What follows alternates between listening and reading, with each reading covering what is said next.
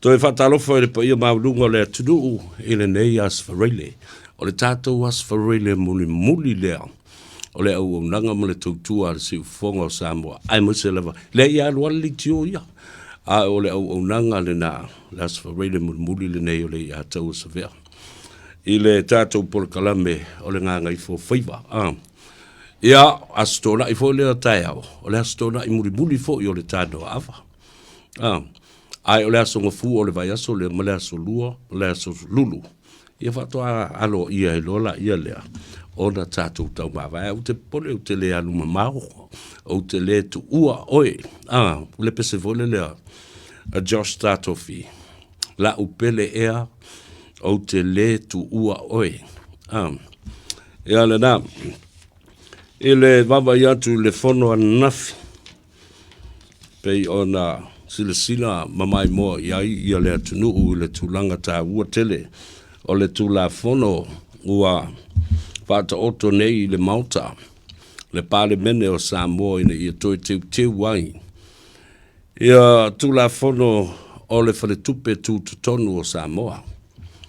Central Bank of Samoa has now have some amendments and it's now been passed for the first reading, the second reading, and now it goes to a parliamentary select committee. Ia o Leiataua lana, o le a lātou tilo ma ilo vaenga o le tulafono. Ia ona toe au mai ai i le maota ma li poti mai i le maota.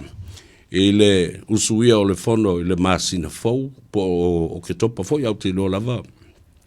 Nei te ui ai ia se whaasisilanga. O se fontanga whaapitoa le pāne mele i le masina fau. O na au mai ei la ia leo le iloilonga. Ia matoi whelafulafoa i le pāne mele. Ia o na pāsia lo lea i lona whaitaunga whaalona lona tolu. Tā ua tele ia le iai o tulafono e teu wai ia le mata upu lea a le Samoa Central Bank. Aisea, ina ia malutia tupe le atunuu o atina e tau tupe le atunuu o tupe sau i tutonu o le atunuu ma tupe faalu i tutonu o le atunuu ma tu la fono ina ia faatulanga le lei ai malangu tasia uma fale tupe mai la tau e whaia ngaio inga fale tupe o le no atu o tupe awa e foliga bai pe o le tasi lava lea vaenga na lau alunga i le. Na vea matao e velo i lunga o le matao upule nei. Samoa Central Bank failed to regulate the interest rate. Whaatamala e le whaatulanga ina mai. O se ala fua e whaata oto ai. Le pasene maulalo e tutongi o le tupe tului. Ia whafonga le i Samoa. O le afianga la le nā. O pisinisi la iti matangata te to tasi. O lo whaia lātu no ngā tupe. I commercial banks, ma isi fo i whale tupe la iti fo i lea. O lo o anga i ai o tātou tangata. Ma whaatino ai o lātu no ngā tupe po lātu personal loans. Ia po business loans fo i lava. Ai i le maitau i le mauta. Le tele amata mai atu le epasa ia sopoloa ia le vaenga lea whaupwhai ia le HRPP. E le ai maseisi o i lātou e lango ina le tulafono. Whai mai, whatever, o na lātou se ei i le whainga malo, ma te ita i le malo sa mo i le whase fulu, mon tupu tau sanga taluai. Lātou tele i tango fia e li liu se mea o le whaavai o le whaletupe au tū. Ona e tū maoti ma tū tō tas i lona whaavai. E pei ona whaatonu mai. E le IMF po o le International Monetary Fund. Ai whaalongo le le. E le whaamarino ina e le fionga i le li pāre mia whaatasi e fo i ma le fionga. I le min stau tupe o le sui pāre mia fo i le nā. Ma isi min stau tupe maua e pe o le sunga le Leiataua. te o matavu I paunga, tala lei paunga. Whapena fo I le sunga ya moe wha uo, Honorable moe wha uo, Julius Akui. O minsta umane, lato te lalalango whaatasi. Ina ia fesosani, e iaino lato so tanga o le lato portfolio, ia po o le matanga ruenga lo avea I ma minsta, I mea tau tupe, ma pe au o loa I tūlanga o tupe maua le tudu. E ele lato ai a, e fesosani ai, I le minsta au tu, o tupe, le fionga Honorable Deputy Prime Minister and Minister of Finance, of the Ministry of Finance, Honorable Mulipola, Ana Rosa Morio, Ale. Io, o isi la ia tu la fono, e pei o le pūlenga ma le tika inga o le whaletupe. Leo o lo ia nei, o le kovana, o ia fo ile na o le tika fono, o ia fo ile na te whia ia whai unga uma. A lea o ngā le komiti la e to fitu lea na tofi atu nei. O le mana onga, ina ia saunga le mu tupe e alu atu I tonu o le atunu, ma tupe whaasafua I atina e le atunu. E le pule mai la le IMF, I le whale tupe tu to tonu ale malo Samoa. O le malo Samoa, o le au, o le ulu le nā, o le atunuu, e tūto tasi malona whaavai papa. E iai foi mana tū la whono lo whaatamo e ai, ma whainga whaavai o lo whaatamo e ai, whaalapu patonga tū maoti nei e le malo. It's Samoa Enterprises. O le IMF, o le siu, pe ono foi atu, pe au tango e whaatustusa mea nei. E le luea mai la e le siu, le ulu o le ao o le malo, o Samoa o le atunu ututo tasi. E le I whatuina e le IMF, le whale tupe tu tonu o Samoa, o ina whatuina, na whatu e le malo o Samoa, o ina iai le nawa I tau, ma te ita ia le malo le nawa I tau. A manatu foi la le malo Samoa. E tauna iai ni suinga le lei, ma ni teuteunga le lei o le tulafono e maluti aila na whare tupe tu tonu. O ai e whaia. O le malo Samoa e taualatu ila na pale mene. Ma le kapeneta ua tu malo I le teimile nei ma le ainga minsta. Ai tele I o mafuanga e lai o na o tui. Pea lava pea lava pea. Ina ia wha manino ma wha malmalama I le atunu. Ele o se whainga ua whai e le malo ua tū nei. Ina ia tuli ai le te whono.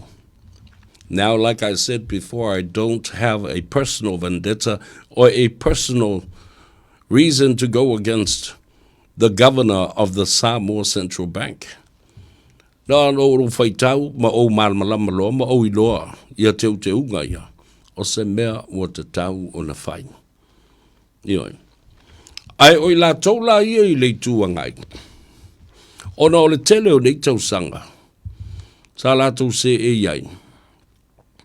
Le ai ma se tō whāna e ina ia whaia ni suinga le lei ma ni teunga le lei tau whaofio tūla whono. Ina ia wha le leia ma wha malo sia atiri ai. Ia le tātou whale tupe tūtonu. Nāna fwoi la le nā. Ia lātou la unga ma saunoanga matulenga I whelaflafo inga sa whai tono le maota. E atangia mai ai. Le fefefe tele e sui le tula whono pe papai le mea lea. E o lava fwoi I le tula whono le lakapi Samoa malona whawai. Fefefe lote. Tasi ale mea o te maitawina ai. E loa le leia le awari ia. A tātou wo e lote le mea lea. E sa ti ai le tūlanga le tātou te iai. Mai le o tilo atu mai loa e Samoa. Mea nai tau te mau ai. I loutou se AIE malangolongo ina. Ia tula fono ia ina ia pule mai le IMF. ele fale tupe tu tonu o Samoa. Ele na ofo o le IMF e sulu fa i ei Samoa. Ma maua mai ei se fisoa ni tau tupe. Tele isi fa la puputonga. Ai tātou tele buli fa ato mea tai. Even if whainga a sena o se fa la puputonga. IMF is just an organization. And it is the tail, not the head. And the tail will not wag to shake the head. You know, ele liu maima tata maima liu uai. Ele si ule ulu, ole atunu, ole malo tuto tasi o Samoa. O lunga sa waile fa tununga. Male tu o lalo ina ia pasia ma teuwina tu la fono nei. Ya le ana utou silsila ya yo to avatu fo ila so nafi. Male so e fa banatu tuai. Le lava o lo sila fia le Samoa Central Bank. Fa fita uli o lo tula I mai. Ele ngata ile le mawhaio na lato fata o toa. Ia se tūlanga o le ala fua ina ia whaititi ai. Le pasene o tupe tului lunga loans a tangata ia ua matua I mawhatia. Ma la ule whaamsinonga. E o vātu le afe mon tupu o whaamsinonga. E tutu wai nei tangata vai o lato tamao a inga matupe maua. Ona ua lenga fatia ona toi tongi. Ia lato no ngā tupe au afoi.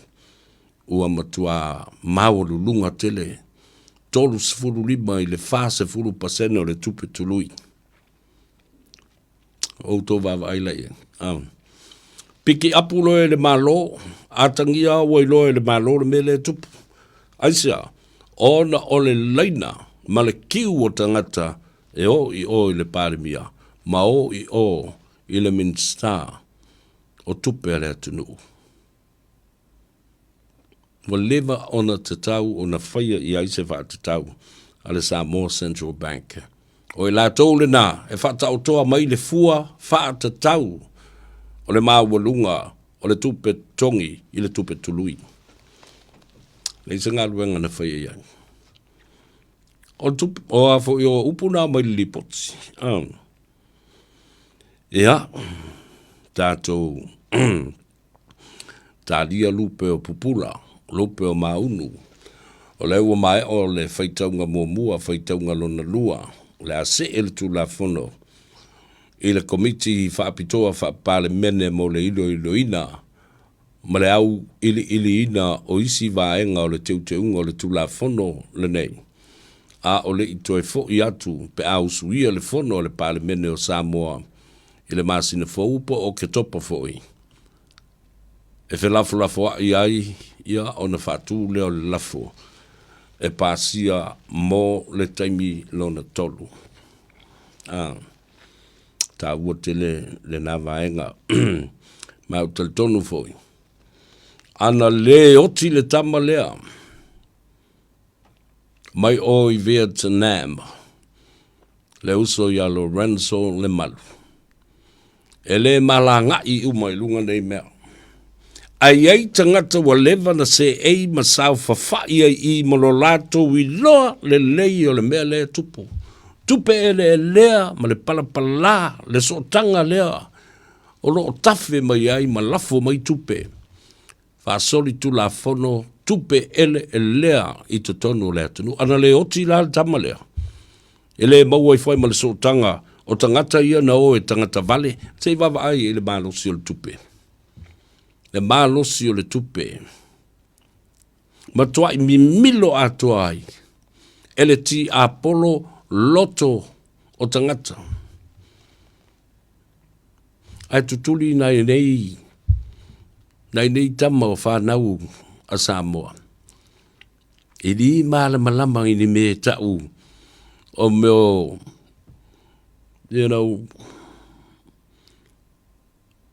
a criminal's name, organized crimes. O soli ngā tula fono wa leva o na fau. Ma fatu. ma peleni lelei.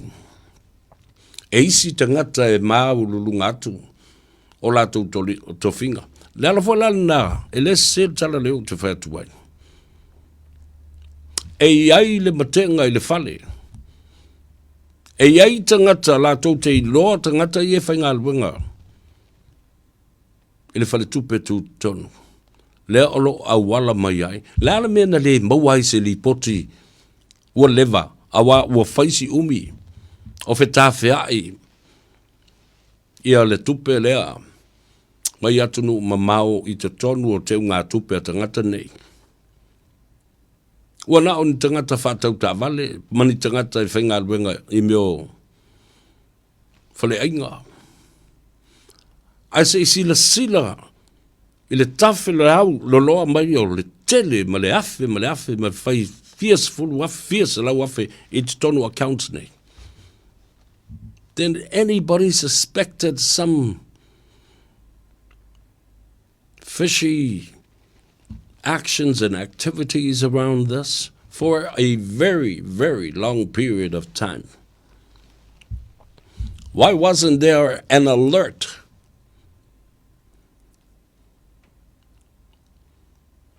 Wala, mea tangata ia sa whai ili whale tupe leo.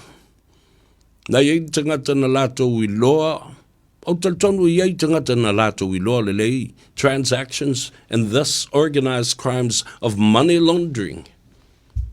Tupe elea.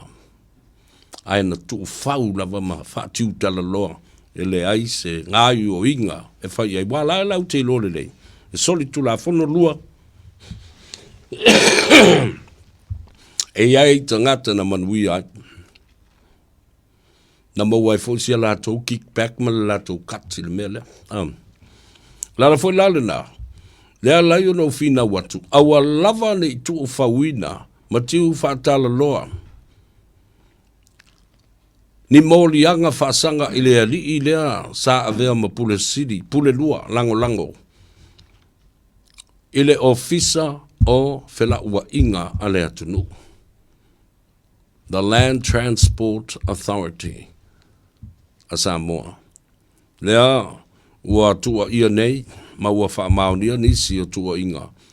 I lona wha leanga ina, ma tafi e sea uma wha maunga, o ta vale ia na o mai fafu. Ta vale taungata, ta vale mai Europa, Mercedes, BMW, 4-wheel drive trucks, ale una lei. Ele ole ula lei o mātou i vai alafa mole ole una lei. Awane na o na wha malo lo ina o le tangata lea masavali ese e au noa ma se morianga. E te tau o na ave le mata upu lea ma moria le tangata le nei. Ele ofisa o leo male ofisa o le lo i sili. Whai ni morianga. Lay some criminal charges. Where are the cars? Where are the registrations? Where are the records? As I will loi nei mea. Tua whailelei se commission of inquiry. Eoe. E te tau o na talo se komisi whaapitoa e whaia le suenga e le ngata i le tangata whainga wenga le nā e suawhai a Chris Whaofa. Ai whapena fo i ia i la tau. Ta pena, se Commission of Inquiry e sue au ili le mata upu lea. Ale Samoa Central Bank Paole whale tupe tu tonu o Samoa. There were people there that knew exactly what was going on. The criminal activities throughout these years. And why all of a sudden an alert came through and froze all 7 accounts, or even more than that, suspected of money laundering. Yeah. O te loa e na pau ni te ngata e ni la tu te ngā tupe sidia le tai fa se la wafe lima se la wafe. ono se lau afe tu tonu o le atunu. A le istanga ta Samoa e o sona tu tongi whapena. Walata le miliona ta la ile tausanga. A le ilo le leia tangata ia, where the money was wired from. Fairness a wale tupe. A tata wōrei fo i le tau o ta valena. O le si matanga luenga e matua i ta tau o na whaia i ai se susuenga. I le whailo inga tu stala i le fio mai o le fionga le li pandemia. Sau no ai Honorable Prime Minister la uli al Leiataua ina overseeing ia. E mai tasi lea matanga luenga tau na matua nga i ai i le susuenga ma le sa i li linga ma au ili le lei alatu ngā yoinga. Customs. Officer le tiute. Officer tupe maua. Mai tutonu o tātou. Vaenga tu mauti nei e le malo. State-owned enterprises and the Ministry of Customs and Revenue. Vaenga lea. Oi no atu kilia mai tua loli. Oi no atu kilia mai tua le tiute o le tau o ta vale tau ngata nei. Wa tangata nei na saini ai. I pepa release le ta vale tua. Fia se tupe na tongi o i le Customs and Revenue.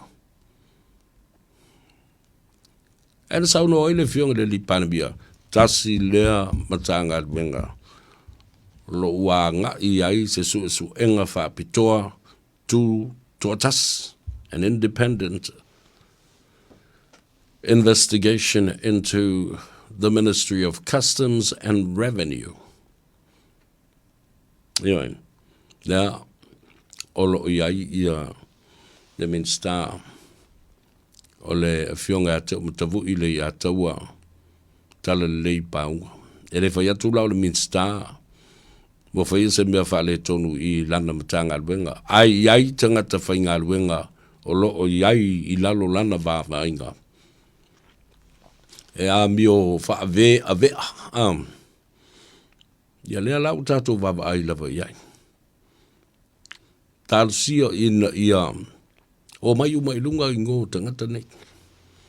We hope that all these suspects and their names will surface and expose them